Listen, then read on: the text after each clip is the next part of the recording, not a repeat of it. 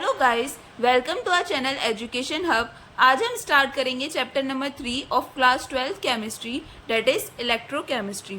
So the topics that we will cover in this video are electrochemistry, electrochemical cell, cell potential, measurement of electrode potential, electrochemical series, and last one is Nernst equation.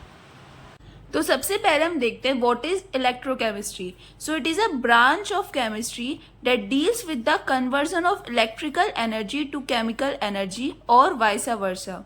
And next, electrochemical cell, a device that converts the chemical energy to electrical energy is called electrochemical cell. For example, galvanic cell और Daniell cell. ठीक है. सबसे पहले हम देखते हैं, बात करते हैं गैल्वेनिक सेल की. सो गैल्वेनिक सेल को हम पहले एक एग्जाम्पल के साथ समझेंगे, फिर हम आगे बढ़ेंगे. इतना तो आपको समझ में आ गया होगा कि ये क्या करता है, chemical energy to electrical energy conversion करता है गैल्वेनिक सेल. तो हम इसको एक एग्जाम्पल के साथ समझते हैं. So basically galvanic cell consist of two electrodes. First one is like for example, एक होता है हमारा एनोड और दूसरा होता है कैथोड. तो इसमें हमने मान लिया कि फर्स्ट हाफ सेल जो है उसमें क्या है, ये जिंक रॉड है, और दूसरे में हमने एग्जांपल लिया है कि ये सीयू रॉड है, कॉपर रॉड है. ठीक है. तो यहाँ पे क्या होगा कि जिंक क्या होता है, it is able to release the electrons. ठीक है. तो इस पर क्या होता है, नेगेटिव चार्ज होता है बेसिकली जिंक पर. तो ये क्या करता है, इलेक्ट्रॉन्स को रिलीज करता है. ठीक है. बहुत ज़्यादा रिएक्टिव होता है. लेकिन जो कॉपर होता है वो इलेक्ट्रॉन्स को रिलीज करने के बजाय ये क्या करता है, एक्सेप्ट करता है इलेक्ट्रॉन्स को. तो ये जो होता है जिंक, वो एनोड की तरह काम करता है, और कॉपर किसकी तरह काम करता है, कैथोड की तरह. ये क्या कर रहा है, इलेक्ट्रॉन्स को रिसीव कर रहा है. और यहाँ पे हम एक और चीज़ लगाते हैं, that is salt bridge. Salt bridge का फंक्शन क्या होता है उसको हम सबसे पहले समझते हैं. Function of salt bridge. ठीक है. तो सॉल्ट ब्रिज में क्या होता है कि हमारी दो चीज़ों के लिए ये बहुत ज़्यादा इम्पोर्टेंट होता है. एक तो सबसे पहले हमारे सर्किट को कंप्लीट करता है, कंप्लीट द सर्किट, और दूसरा इसका फंक्शन होता है ये maintain neutrality of the half cell. Half cell की क्या करता है, न्यूट्रलिटी को मेंटेन करके रखता है. हमने जो फर्स्ट उसमें कौन सा सॉल्यूशन फिल किया है, जिंक सल्फेट, और दूसरे उसमें हमने फिल किया है CuSO4. तो यहाँ पे रिएक्शन कैसे हो, तो अगर हम रिएक्शन देखते हैं एनोड पे कौन सी रिएक्शन हो रही है, तो zinc 2+ aqueous solution plus 2 electrons, और यही 2 इलेक्ट्रॉन्स कॉपर रिसीव करता है. तो copper plus 2 electrons which gives Cu solid. ठीक है. तो अब हम बात करते हैं कि जो सॉल्ट ब्रिज होता है उसमें क्या क्या चीज़ें फिल होती हैं. तो बेसिकली सॉल्ट ब्रिज के अंदर हमारा स्ट्रॉन्ग इलेक्ट्रोलाइट सॉल्यूशन फिल होता है, that is KCl plus KNO3 and agar solution, agar solution. ठीक है. आई होप आपको यहाँ तक क्लियर हो गया होगा. नेक्स्ट हम बात करते हैं working of the galvanic cell. So in galvanic cell, zinc electrode being more reactive release electrons and copper electrode receive electrons. जैसे हमने पहले ऑलरेडी डिस्कस किया था. Zinc electrode when release electrons, it is getting consumed and Zn2+ ions are released into the solutions.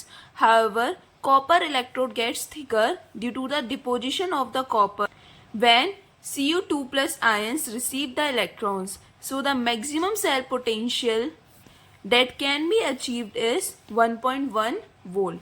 ठीक है. I hope आपको यहाँ तक क्लियर हो गया होगा. नेक्स्ट हम बात करते हैं डैनियल सेल. डैनियल सेल क्या होता है? So it is a modified electrochemical cell in which ZnCuSO4 reaction takes place. ठीक है. It consists of a porous pot instead of a salt bridge.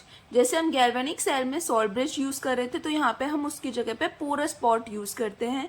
Porous pot helps to separate electrolytes of 2 half cells and also allows the migration of the ions to and fro to maintain the neutrality of the two solutions. Zn rod, that is zinc rod, is dipped in ZnSO4 solution, act as an anode, and the copper vessel itself act as a cathode. A few crystals of CuSO4 are added to maintain the concentration of the electrolyte. तो अभी तक मैंने जो भी यहाँ पे आपको पढ़ाया है उसको हम एक एग्जाम्पल के साथ समझने की कोशिश करेंगे. तो यहाँ पे हमने एक एग्जाम्पल लिया है. तो यहाँ पे जिंक रॉड जो है वो यहाँ पे हमारा एनोड की तरह काम कर रहा है और जो कॉपर वेसल है वो कैथोड की तरह काम कर रहा है, जैसे हमने ऊपर आपको बताया था. तो यहाँ पे एनोड पे क्या हो रही है, ऑक्सीडेशन हो रही है. डेट इज अगर हम रिएक्शन लिखें तो ये वाली रिएक्शन हमारी एनोड पे हो रही है, ठीक है. और कैथोड पे क्या हो रहा है, रिडक्शन हो रहा है. That is Cu2 plus aqueous plus 2 electrons, that is gives Cu solid. तो ये रिएक्शन किसकी हो रही है, रिडक्शन की हो रही है. तो ऑल ओवर हम इसको क्या बोलेंगे, रिडॉक्स रिएक्शन बोलेंगे, ठीक है. ये क्या है, कॉपर वेसल जो एज अ कैथोड काम कर रहा है और ये जो जिंक रॉड है वो एज अ एनोड वर्क कर रही है. यहाँ पे ये जो हमने लगाया है ये क्या है, हमारा पोरस पॉट, जो कि दो हमारे इलेक्ट्रोलाइट्स दैट इज ZnSO4 और CuSO4 को सेपरेट कर रहा है. ये क्या है, पोरस पॉट, ठीक है. और यहाँ पे कुछ हमने CuSO4 के क्रिस्टल्स भी डाले हैं, ठीक है. So this is a Daniell diagram, Daniell cell diagram. All over अगर हम बात करें ये क्या है. नेक्स्ट हम बात करते हैं representation of an electrochemical cell. So for galvanic cell और for Daniell cell हम एक एग्जाम्पल लेते हैं. Zn as a anode work कर रहा है और Cu एज अ कैथोड. तो यहाँ पे हम इसको रिप्रेजेंट कैसे करेंगे इलेक्ट्रोकेमिकल सेल को. So Zn as this, Zn2 plus aqueous this, Cu2 plus aqueous this and then Cu solid, ठीक है.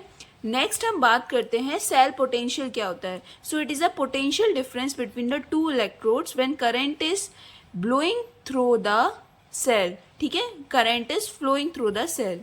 So it can be calculated as E cell equals to E cathode minus E anode, ठीक है. और E cell equals to E Cu2 plus this and E Zn2 plus. So now redox couple. It is the oxidized and reduced form of the same species written in the combination for the same electrode. तो ये पूरी क्या है, हमारा redox couple है. मतलब इसमें क्या है कि हम ऑक्सीडाइज और रिड्यूस्ड फॉर्म को सेम स्पीशीज की एक साथ लिख रहे हैं, तो वो क्या हो जाता है, हमारा redox couple हो जाता है. नेक्स्ट है electrode potential. So it is the potential up to 2 electrodes when no current passes through the cell called EMF. जब करंट पास नहीं हो रहा है तो उसको हम बोलेंगे electrode potential, that is EMF. और जब करंट पास हो रहा है तो उसको हम क्या बोलते हैं, सेल पोटेंशियल. और इसकी और क्या डेफिनेशन हो सकती है, the potential difference between the metal electrodes and it's ions in the solution.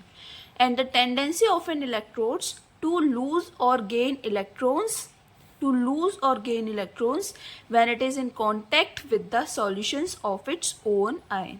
So here are 3 definitions of the electrode potential that you just have to remember. Next है electrode potential is of 2 types, oxidation potential and next one is reduction potential. तो सबसे पहले हम बात करते हैं what is oxidation potential. So the tendency of electrode to lose electrons as a result it gets oxidised. For example ये M से हम यहाँ पे मेटल को रिप्रेजेंट कर रहे हैं.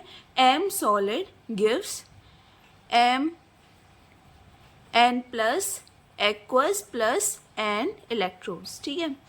नेक्स्ट हम बात करते हैं रिडक्शन पोटेंशियल की. So the tendency of electrode to gain electrons as a result it gets reduced. For example M N plus aqueous, again यहाँ पे हम एम से किसको रिप्रेजेंट कर रहे हैं, मेटल को, ठीक है, एम सॉलिड।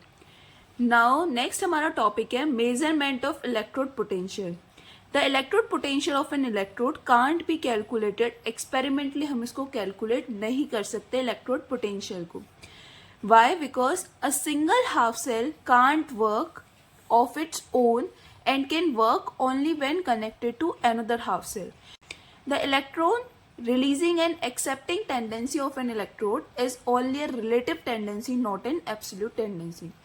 जो इलेक्ट्रॉन रिलीजिंग और एक्सेप्टिंग टेंडेंसी है वो दो इलेक्ट्रोड्स के बीच में होती है, ठीक है। कोई उसकी एक किसी पर्टिकुलर इलेक्ट्रोड की, अब वो इलेक्ट्रोड, एक इलेक्ट्रोड है हमारे पास, ऐसा तो नहीं है वही इलेक्ट्रॉन्स को रिलीज कर लेगा, वही एक्सेप्ट कर लेगा। इसके लिए हमारे पास दो इलेक्ट्रोड्स होनी चाहिए, एक इलेक्ट्रोड रिलीज करेगा इलेक्ट्रॉन्स को और दूसरा क्या करेगा, एक्सेप्ट करेगा। तो इसीलिए हम इलेक्ट्रोड पोटेंशियल जो है इलेक्ट्रोड का वो एक्सपेरिमेंटली कैलकुलेट नहीं कर सकते। But for the same purpose SHE standard hydrogen electrode or normal hydrogen electrode, that is NHE, is used. Its standard potential is always 0. तो जो स्टैंडर्ड हाइड्रोजन इलेक्ट्रोड का जो स्टैंडर्ड पोटेंशियल होता है वो हमेशा क्या होता है, 0 होता है, ठीक है। समझ में आ गया आपको। SHE can act as both cathode as well as anode. SHE it consist of a platinum wire. अब हम पढ़ेंगे स्टैंडर्ड हाइड्रोजन इलेक्ट्रोड होता क्या है एक्चुअल में।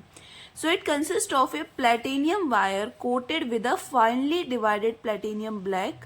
It carries a platinum foil at one end, एक एंड पर प्लेटिनियम फॉयल होता है, and the wire is dipped in aqueous solution of 1 molar HCl. Pure hydrogen gas is bubbled through the solution at 298 kelvin temperature. अब हम इसी चीज को एक डायग्राम के थ्रू समझने की कोशिश करेंगे। तो यहाँ पे ये क्या है, हमारा स्टैंडर्ड हाइड्रोजन इलेक्ट्रोड का डायग्राम। तो सिंपल हम यहाँ पे समझेंगे क्या क्या चीजें यहाँ पे गिवन है। ये हमारा जैसे जैसे हमने पूरा अपना स्टेटमेंट में पढ़ा था वैसे ही सारी चीजें यहाँ पे, प्लेटिनियम वायर है, प्लेटिनियम फॉयल लगी हुई है covered with the platinum black, और यहाँ पे सॉल्यूशन इसके अंदर फिल है 1 MHCl सॉल्यूशन, और यहाँ पे कुछ बबल्स निकल रहे हैं due to the H2S H+ gains electron, ठीक है। H2 के बबल्स हैं यहाँ पे। हमने पहले डिस्कस किया था कि जो हमारा स्टैंडर्ड हाइड्रोजन इलेक्ट्रोड है डेट इज SHE, वो एक्ट कर सकता है एज अ कैथोड और एज अ एनोड। तो सबसे पहले हम बात करते हैं कि SHE act as a cathode. तो हमारी रिएक्शन क्या होगी उस टाइम पर, 2H+ aqueous plus 2 electrons which gives H2। तो यही H2 in the form of bubbles निकलती है, ठीक है। सो यहाँ पे E cell equals to E cathode minus E anode. तो मैं ऑलरेडी डिस्कस कर चुकी हूँ कि जो स्टैंडर्ड पोटेंशियल होता है किसका, SHE का, वो क्या होता है, 0 होता है। तो यहाँ पे SHE as a cathode work कर रही है तो E कैथोड क्या हो जाएगा, 0 हो जाएगा, माइनस E एनोड। तो यहाँ पे E सेल क्या आ जाएगा, नेगेटिव, ठीक है। It means anode will always have negative E not value when SHE act as a cathode. और वी कैन से कि जब हमारे पास इलेक्ट्रोड होता है, मतलब एनोड की तरह कोई इलेक्ट्रोड वर्क कर रहा है, तो उसके लिए हमारा जो E नॉट की वैल्यू है वो हमेशा क्या आएगी, नेगेटिव आएगी। तो यहाँ पे हमने डायग्राम के थ्रू समझने की कोशिश करी है। जैसे यहाँ पे हमने जिंक का एग्जांपल लिया है which act as a anode, ठीक है। अब हम ये कैसे पता लगाएंगे, वन वेरी इंपॉर्टेंट क्वेश्चन, कि हम ये कैसे पता लगाएंगे कि कौन एज अ एनोड वर्क करेगा और कौन एज अ कैथोड वर्क करेगा। तो सिंपल है, मेटल्स जो कि क्या करते हैं, लेस रिएक्टिव होते हैं then hydrogen gas, hydrogen gas से लेस रिएक्टिव होते हैं, तो वो एक्ट करते हैं एज अ एनोड, ठीक है। और जो ज़्यादा रिएक्टिव होते हैं वो एक्ट करते हैं एज अ कैथोड, ठीक है। तो यहाँ पे पूरा हमने एक डायग्राम बनाया है to understand that SHE act as a cathode. अब हम बात करते हैं SHE act as a anode. तो यहाँ पे रिएक्शन क्या हो जाएगी, H2 gives 2H plus 2 electrons. E cell equals to E cathode minus 0, क्योंकि यहाँ पे जो SH है वो एनोड की तरह काम कर रहा है, तो यहाँ पे ई एनोड किसके इक्वल हो जाएगा, 0 के इक्वल हो जाएगा। तो ई सेल क्या हो गया, positive. It means cathode will always have positive E not value. ठीक है, आई होप आपको यहाँ तक सब कुछ क्लियर हो गया होगा। इसको भी हम डायग्राम के थ्रू समझ सकते हैं। यहाँ पे हम जैसे यहाँ पे हमारा SHE पूरा आपका आ जाएगा, जो भी आपने पूरा ये सेटअप बनाया था वो यहाँ पे आप बना दोगे। मैं आपको खाली कॉपर वाला बना के दिखा देती हूँ। तो कॉपर मतलब कॉपर क्या करेगा, एग्जाम्पल ले रहे हैं हम, तो कॉपर क्या कर रहा है, यहाँ पे एनोड की तरह काम कर रहा है। तो उसका हमें अगर इलेक्ट्रोड पोटेंशियल निकालना है तो हम SHE को यूज़ करेंगे। ठीक है, तो यहाँ पे मैंने सेम वैसे ही बनाया है। ठीक है,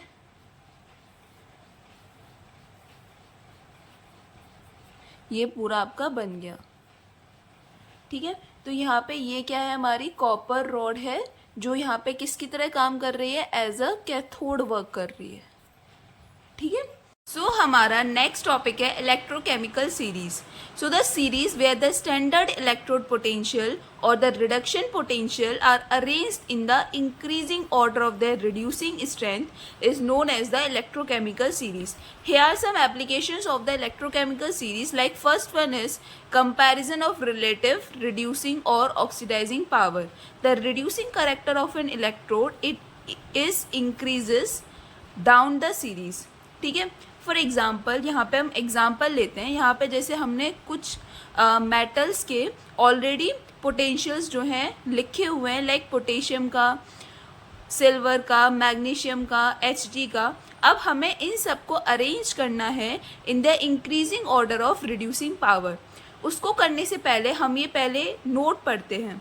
That is, the electrode with more negative E naught value will always be a good reducing agent or have the good reducing power. मतलब जिस इलेक्ट्रोड की जितनी ज़्यादा नेगेटिव ई नॉट वैल्यू होगी वो उतना ही अच्छा रिड्यूसिंग एजेंट होगा। ठीक है, अब हम इनको अरेंज करते हैं तो इनका जो ऑर्डर हो जाएगा वो क्या हो जाएगा। तो यहाँ पे सबसे पहले सबसे ज़्यादा जो नेगेटिव वैल्यू है वो किसकी है, पोटेशियम की। तो सबसे ज़्यादा किसका आ जाएगा, K प्लस K का। ठीक है, इंक्रीजिंग ऑर्डर में हम अरेंज कर रहे हैं। फिर उससे कम आएगा मैग्नीशियम का। ठीक है, फिर उससे कम आएगा Hg का। ठीक है, फिर आ जाएगा लास्ट में हमारा Ag। ठीक है, आई होप आपको यहाँ तक सब कुछ क्लियर हो गया होगा। नेक्स्ट एप्लीकेशन पे चलते हैं हम, predicting the feasibility of the reaction. A redox reaction is feasible if the electron releasing species are present at the lower position than the electron accepting species. इसको हम एक एग्जाम्पल के साथ समझते हैं। सबसे पहले हम ये समझते हैं कि फिजिबिलिटी क्या होती है। तो सिंपल फिजिबिलिटी का मतलब होता है कितनी ईजिली वो हमारी रिएक्शन हो रही है, मतलब रिएक्शन पॉसिबल भी है या नहीं। ठीक है, तो हम इसको एक एग्जांपल के साथ समझेंगे। इन द गिवन रिएक्शन, ये हमारी एक रिएक्शन गिवन है। ठीक है, इस रिएक्शन को हम ऐसे भी लिख सकते हैं, एक और हम इससे रिएक्शन बना सकते हैं, मतलब उसको हमने उल्टा कर दिया basically, that is like this. ठीक है, हमने इसको उल्टा लिख रहे हैं। तो अब हमें ये देखना है कि हमारी जो रिएक्शन है वो ये पॉसिबल होगी या फिर ये। ठीक है, तो यहाँ पे ई नोट वैल्यू क्या है, Fe की -44 वोल्ट, और निकल की क्या होती है 0.25 -0.25। सो Fe is electron releasing species with more negative E note value, so the reaction is feasible. तो देखो हमने क्या पढ़ा था कि रिएक्शन कब फिजिबल होगी, जब इलेक्ट्रॉन रिलीजिंग स्पीशीज, यहाँ पे इलेक्ट्रॉन रिलीज कौन कर रहा है, Fe। ठीक है, तो जो इलेक्ट्रॉन रिलीजिंग स्पीशीज है वो क्या होनी चाहिए, एवव आनी चाहिए then the electron accepting species से। तो हमारी रिएक्शन क्या होगी, फिजिबल होगी, अदरवाइज नहीं होगी। तो इस नोट के अकॉर्डिंग हमारी ये वाली रिएक्शन तो फिजिबल होगी, ये वाली रिएक्शन होगी पक्का, लेकिन ये वाली रिएक्शन नहीं होगी, मतलब हमने इसको रिवर्स करके बनाया था ना ये, तो ये रिएक्शन पॉसिबल है, ये रिएक्शन पॉसिबल नहीं है. This is also the one of the application of the electrochemical series. So a third application is determining the EMF of a cell. ठीक है. So here is one of the important note, like most negative E node here, this sign represent the negative. ठीक है, मैंने short में negative को इस तरीके से लिख दिया है. So most negative E naught value will always be an anode. ठीक है, इसको आप याद रखना. This is a very important note to remember. ठीक है.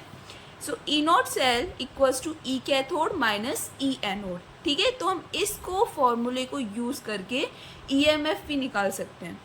ठीक है. नेक्स्ट हमारा one of the important topic है नर्नेस्ट इक्वेशन. ये हमारा इम्पोर्टेंट और लास्ट टॉपिक है इस वीडियो का. ठीक है. So with the help of this equation we can calculate the electrode potential of an electrode at a given concentration of ion in the solution provided its E naught value. ठीक है. So for the general chemical reaction हमने general chemical reaction लिखी है, that is Mn plus aqueous. Here M represent any metal, N electrons and our product is M solid, मतलब metal solid. So in this case Nernst equation can be written is, so for this equation we can write the Nernst equation is like E Mn plus M equals to this. ठीक है, तो ये हमारी Nernst equation आ गई for this general chemical reaction. और हम यहाँ पे देखो R, हम इस equation को इस तरीके से भी लिख सकते हैं, रिड्यूस करके, इन दोनों टर्म्स को रिड्यूस करके हम इस तरीके से भी लिख सकते हैं. तो यहाँ पे चीज़ें क्या क्या है देखो, ये जो ईएमएफ जो हमें फाइंड करना है, ये हमारी स्टैंडर्ड वैल्यू जो हमें गिवन होगी. ठीक है, और आर क्या है, गैस कांस्टेंट, टी टेम्परेचर है ना. This represent the concentration of the metal and this represent the concentration of the Mn plus ions. ठीक है, तो यहाँ पे अगर हम आर की वैल्यू ले लेते हैं 8.314 जूल पर केल्विन मोल और 0.082 लीटर ATM केल्विन इन्वर्स मोल इन्वर्स, और टेम्परेचर ले लेते हैं 298 केल्विन. फेराडे की वैल्यू ले लेते हैं 96500 कोलाम. कंसंट्रेशन हम मान लेते हैं मेटल की 1 मोलर. ठीक है, तो उस केस में हम इस इक्वेशन को जो हमने लिखी थी यहाँ पे ये वाली, इसको हमने रिड्यूस कर दिया है टू दिस इक्वेशन. ठीक है, हमने यहाँ पे मतलब एफ की, टेम्परेचर की और आर की वैल्यूज़ को जस्ट पुट किया है और हमारी ये वाली इक्वेशन आ गई है. ठीक है, आप डायरेक्टली इस इक्वेशन को भी यूज़ कर सकते हो. So the calculation of the EMF of cell with the Nernst equation, हम इसको एक एग्जाम्पल के साथ समझेंगे कि हम कैसे फाइंड कर सकते हैं. सो मान लेते हैं फॉर अ गैल्वेनिक सेल हमें गिवन है ZnS, जो हमने पहले भी एग्जाम्पल लिया था. This is the representation of the electrode potential, जो मैंने आपको पहले ही डिस्कस किया था आपके साथ. आई होप आपको याद होगा. तो हम ये हमारी गिवन है इक्वेशन, तो हम इसके लिए ईएमएफ ऑफ द सेल क्या हो जाएगा, ई नॉट सेल, जो हमें स्टैंडर्ड जो हमें वैल्यू गिवन होगी 0.059, हम इस वाली इक्वेशन को यूज़ कर रहे हैं. ठीक है, तो log Zn2 plus Cu2 plus, मतलब ऊपर क्या आता है हमारा एनोड आता है और नीचे क्या आती है कैथोड की कंसंट्रेशन. ठीक है, आई होप आपको यहाँ तक सब कुछ क्लियर हो गया होगा.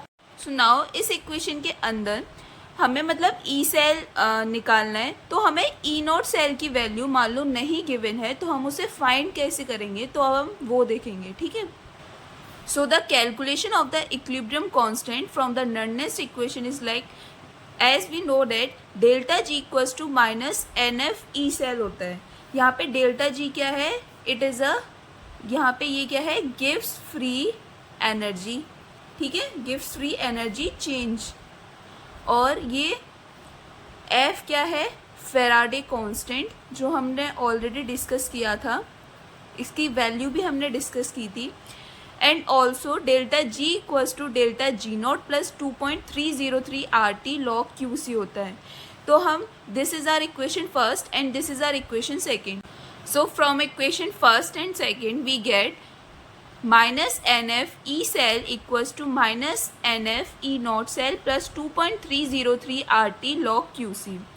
So now dividing this equation by NF तो हमें क्या मिल जाएगा, E cell equals to E naught cell minus 2.303 RT log QC by NF, ठीक है। सो एट इक्विलिब्रियम E cell क्या होता है हमारा 0 होता है और QC इक्वल्स टू KC होता है, ठीक है। तो यहाँ पे हमारा QC है क्या, तो QC है हमारा रिएक्शन कांस्टेंट, ठीक है। QC क्या होता है, reaction constant. So at equilibrium QC equals to KC हो जाता है। सो E नॉट सेल की वैल्यू क्या आ जाएगी, 2.303 RT by NF equals to log KC। और अगर हम यहाँ पे RTF की वैल्यूज़ को पुट करेंगे तो हमारे पास ये इक्वेशन फाइनल इक्वेशन आ जाएगी। तो हम इस इक्वेशन के थ्रू अपनी स्टैंडर्ड E सेल की वैल्यू निकाल सकते हैं, that is E not cell की वैल्यू हम आराम से फाइंड कर सकते हैं। So that's all for today. I hope you like this video, so please like, share, subscribe to our channel. Thank you so much.